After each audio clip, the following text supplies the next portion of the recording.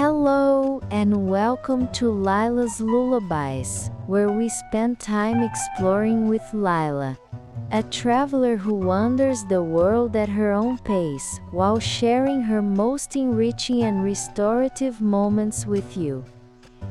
In tonight's story, we'll follow Lyla as she explores the enchanting city of Lisboa, Portugal. There's nowhere you need to be, nothing you need to remember. Just settle in, get comfortable, and let yourself go. We're so glad you're here. Whenever you're ready, let's begin.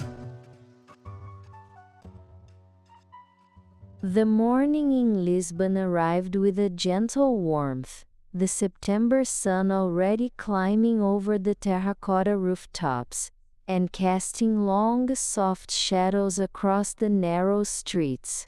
Lyla stood near Campo dos Mártires da Pátria, a small park nestled in one of the city's quieter neighborhoods, watching as locals began their morning routines. An elderly man fed pigeons from a paper bag, children ran across the grass toward a playground, and a woman sat on a bench reading a newspaper, her coffee cup balanced carefully beside her. The park was peaceful, bordered by old buildings with faded grandeur, ornate balconies, decorative tiles, shutters painted in muted blues and greens. Trees provided patches of shade, and the morning air carried the scent of baking bread from a nearby pastelaria. Lyla breathed it in deeply, feeling immediately at home in this city she'd only just arrived in the evening before. She had a loose plan for the day, to walk south through the old Moorish quarter and into Alfama, then make her way to Cais do Sodré, to catch a train to Cascais. No strict schedule, no rush. Just the pleasure of discovering a city on foot, at her own pace. She left the park and began walking downhill, the streets narrowing almost immediately. This was the Mouraria, the old Moorish quarter, a maze of steep lanes and staircases where laundry hung between buildings like colorful flags. The neighborhood had a lived-in feeling, authentic and unpretentious. Small shops were just opening. A tiny grocery with crates of vegetables out front, a cobbler's workshop with shoes displayed in the window, a café where men stood at the counter drinking espresso and talking animated. The cobblestones beneath her feet were calçada portuguesa, the traditional Portuguese pavement made of small black and white stones arranged in wave patterns. They were beautiful but uneven, and Lyla walked carefully, taking her time. The sound of fado music drifted from an open window, that distinctively Portuguese sound, melancholic and soulful, a woman's voice rising and falling with emotion. She passed a small shrine built into a wall, a figure of a saint surrounded by flowers and candles. An elderly woman approached, crossed herself, and stood for a moment in prayer before continuing on her way. These little moments of devotion were everywhere in Lisbon, woven into the fabric of daily life. The streets wound and twisted, sometimes opening into tiny squares with a fountain or a few tables from a neighborhood café, sometimes narrowing to the width of her outstretched arms. Cats lounged in sunny spots, regarding her with lazy indifference. Potted plants crowded doorsteps, geraniums in terracotta pots, jasmine climbing up walls, herbs growing in window boxes. Lyla found herself on a staircase, one of Alfama's many escadinhas, decorated with azulejo tiles in blue and white, depicting ships and waves and geometric patterns. She climbed slowly, pausing at landings to catch her breath and admire the views that opened up between buildings. The city spread out below her, a tumble of red roofs descending toward the Tagus River, which glittered in the morning sun. At the top of the stairs, she emerged into a small miradouro, a viewpoint with a low wall where people could stop and take in the panorama. A couple stood there holding hands, pointing at landmarks. Lyla joined them, resting her arms on the sun-warmed stone, looking out over Alfama's descending terraces toward the river and the distant bridge. "First time in Lisbon?" the man asked, his accent marking him as British. "It is," Lyla said. "I only arrived yesterday. Everything is so beautiful." "We've been here a week," the woman said, "and we're still discovering new corners. Every street leads somewhere unexpected." "Any recommendations?" Lyla asked. "Get lost," the man said with a smile. "I mean that seriously. Turn off your map and just wander. That's when you find the best things." "That's exactly what I'm doing," Lyla said, smiling back. They chatted for a few more minutes about their favorite discoveries, a tiny bookshop, a restaurant with incredible seafood, a viewpoint even better than this one. Then they wished her well and continued on their way, and Lyla remained at the viewpoint a while longer, simply soaking in the scene. She continued her descent through Alfama, past the Sei Cathedral with its Romanesque fortress-like facade, past small museums and churches, past buildings so old their walls seemed to lean against each other for support. The neighborhood had a timeless quality, as though the centuries had passed through it gently, leaving it largely unchanged. She found herself in front of a small church with its doors open, and curiosity drew her inside. The interior was cool and dim, lit by candles and shafts of sunlight through high windows. Gilded altarpieces gleamed in the candlelight, and the air smelled of incense and old wood. An elderly woman knelt in prayer in one of the pews.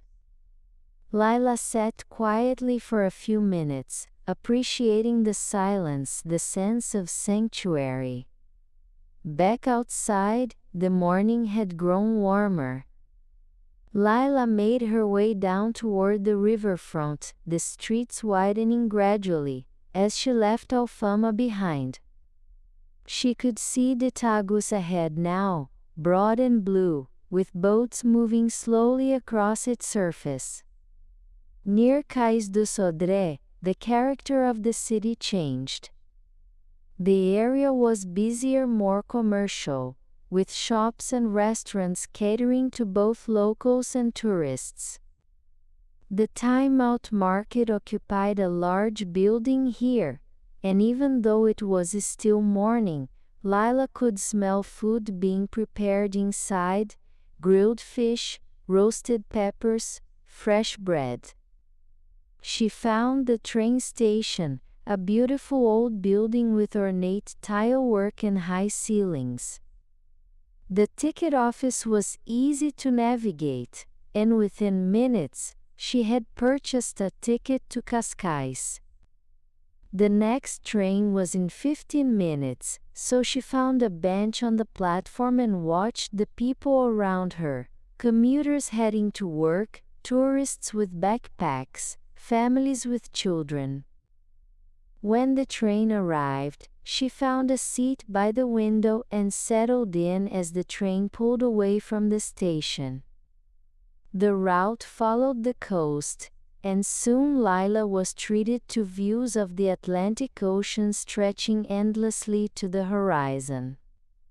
The water was a deep blue, occasionally dotted with white sails. Beaches appeared and disappeared, some crowded with umbrellas and sunbathers, others quiet and rocky. The train stopped at several small stations along the way: Belém, Algés, Oeiras, each one revealing glimpses of Portuguese life along the coast. Apartment buildings with washing hanging on balconies, cafes with outdoor seating, small marinas with boats bobbing at anchor. A woman sat across from Lyla with a young child, a little girl who pressed her face against the window and pointed excitedly every time the ocean came into view. "Look, Mom, the sea," the girl said, with an accent Lyla couldn't quite place. Her mother smiled, running a hand through her daughter's hair. "Yes, darling. It's beautiful," the mother replied, clearly American. She noticed Lyla watching them and smiling. "She loves the train," the mother said, turning to Lyla, laughing. "Every time we take this trip, it's like the first time."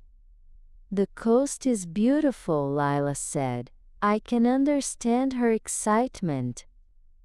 "You're visiting Cascais?" "Yes, just for the day. I've heard it's lovely." "It is," the woman said. "Very charming.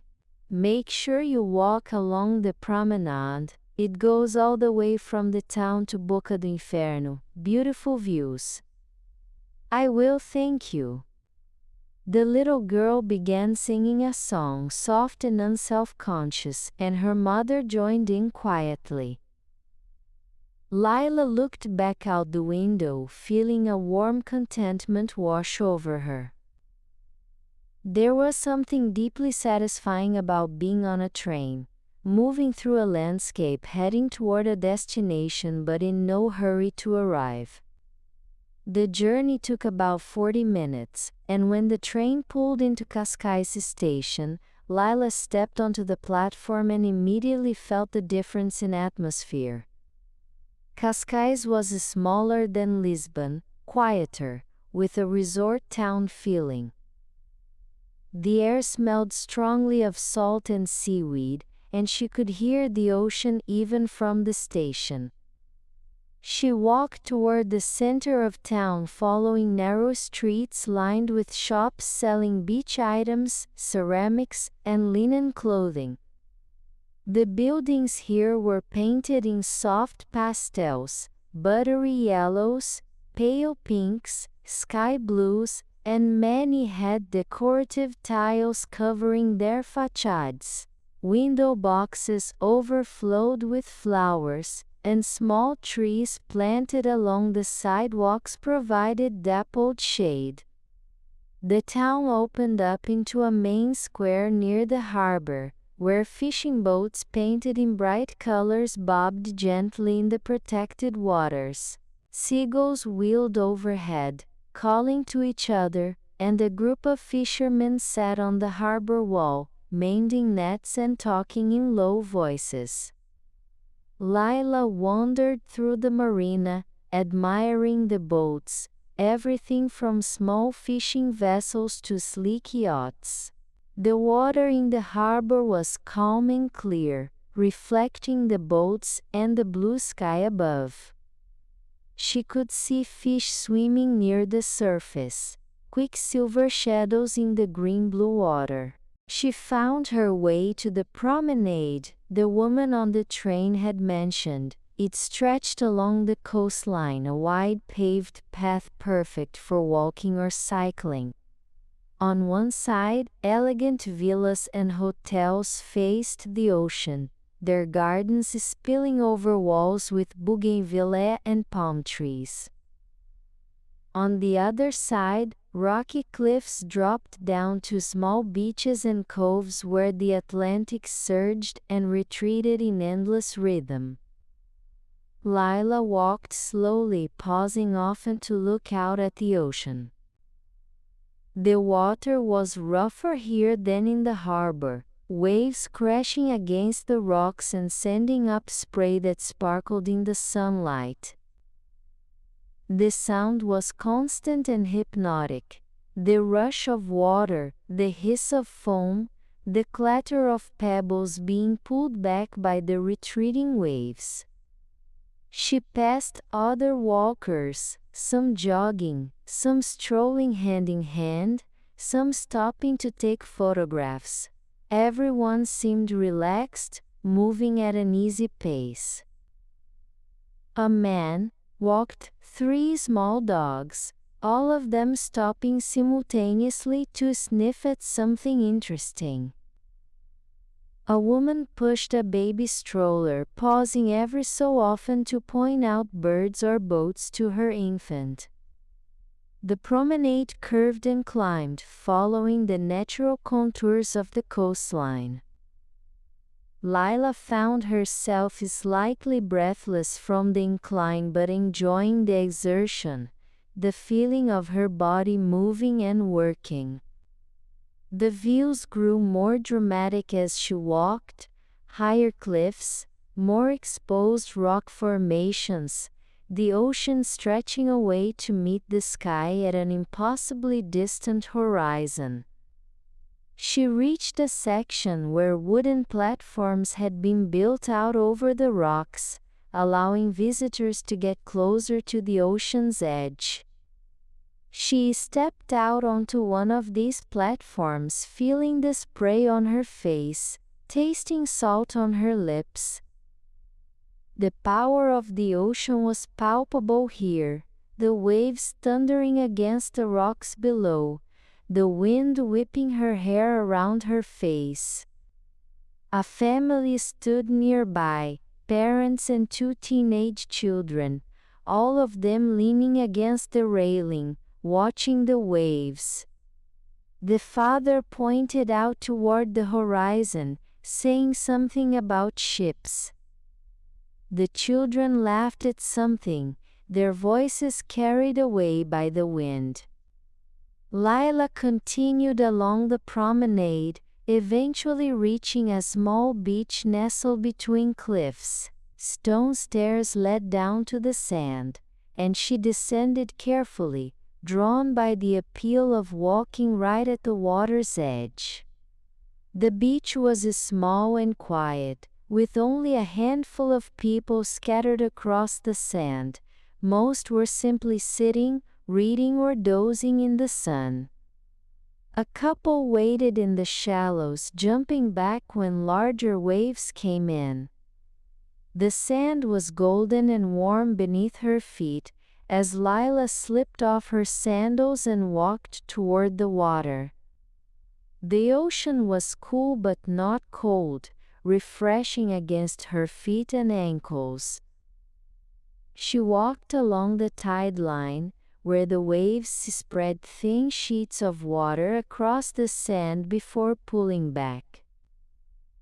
Shells and small stones were scattered everywhere, worn smooth by the constant movement of the water. She picked up a few particularly beautiful ones, a piece of sea glass in pale green, a shell with perfect spiral chambers, a stone with a stripe of white quartz running through it.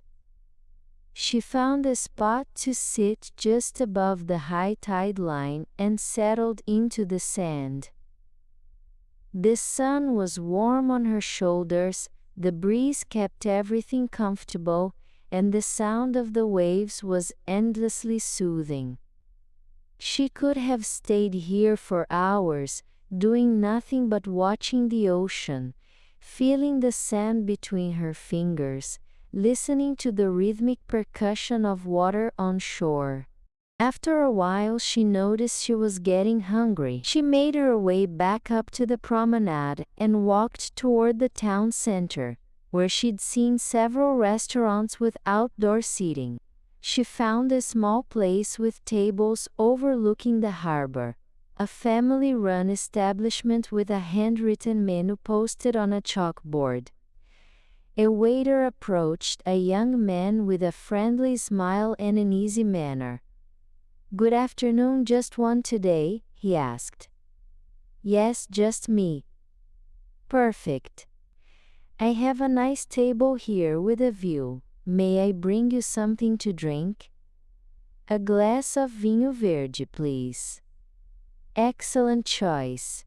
And to eat, I recommend the grilled sardines. They came in fresh this morning. Very traditional, very Portuguese. That sounds perfect, Lyla said. The vinho verde arrived quickly, cold and slightly sparkling, crisp and refreshing. Lyla sipped it slowly, watching the activity in the harbor. A fishing boat was returning, and several people gathered on the dock to see what the catch had been. The fishermen called out to each other, hauling crates onto the dock, their movements practiced and efficient. The sardines arrived, beautifully grilled with just a drizzle of olive oil and a sprinkle of sea salt, accompanied by boiled potatoes and a simple salad. The fish was incredibly fresh, the flesh tender and flavorful. Lyla ate slowly, savoring each bite, taking sips of wine between bites, feeling deeply satisfied. Everything good? The waiter asked when he came to check on her. Delicious, really wonderful. I'm glad. My uncle caught those sardines this morning, he said, gesturing toward the harbor. That's his boat there, the blue one. Really? That's amazing. Please tell him they're the best sardines I've ever had. The young man grinned. I will. He'll be very happy to hear it. After lunch, Lyla wandered through some of the shops in the town center, small boutiques selling Portuguese linens, ceramics painted with traditional designs, cork products, and local wines. She bought a small azulejo tile, hand-painted with a wave design, thinking it would be a perfect reminder of this day by the ocean. The afternoon was sliding into early evening now, the light beginning to take on that golden quality that photographers love. Lyla made her way back toward the promenade, but this time she walked in the opposite direction, heading toward the western edge of town. She found herself at a small park overlooking the ocean, with benches arranged to take advantage of the view. The park was quiet, with just a few other people scattered around, a man sketching in a notebook, a couple sharing headphones and listening to music, an elderly woman with a small dog on her lap. Lyla chose a bench facing directly west, toward the open Atlantic. The sun was lowering now, still well above the horizon but clearly beginning its descent. The ocean was calmer in this light, the waves gentler, the water reflecting the sky's deepening colors. She sat back, stretching her legs out, letting the day settle into her. It had been perfect in its simplicity, a morning walking through Lisbon's old quarters, a train ride along the coast, an afternoon exploring Cascais, good food, beautiful views, small moments of connection with strangers. The breeze had softened with the approaching evening, and it carried the scent of the ocean mixed with the fragrance of flowers from nearby gardens. Seabirds drifted past on the wind, their wings barely moving, riding invisible currents of air. A sailboat moved slowly across the horizon, its white sail catching the golden light. Lyla thought about the train ride here, about the little girl pressing her face against the window to see the ocean. That sense of wonder, of seeing beauty and responding to it with pure joy, there was something precious about that, something worth holding on to no matter how old you got. She thought about the British couple at the Miradouro in Alfama, encouraging her to get lost, to let the city surprise her. That was good advice for travel and for life. Sometimes the best things came when you released your tight grip on plans and allowed the space for serendipity. She thought about the young waiter, proud of his uncle's catch, connecting her meal to the actual boat and fisherman. That sense of place, of knowing where things came from, of being part of a community, it added richness to everything. The sun was lower now, touching the horizon, the sky beginning to blaze with color. Other people had gathered along the promenade and in the park, drawn by the promise of sunset. But it didn't feel crowded, just companionable, everyone there for the same reason, to witness the day's ending. The colors deepened, orange bleeding into pink, pink fading to purple, the clouds catching fire with reflected light. The ocean became a mirror, reflecting all of it back, doubling the spectacle. The sailboat was a dark silhouette now, a perfect shape against the glowing sky.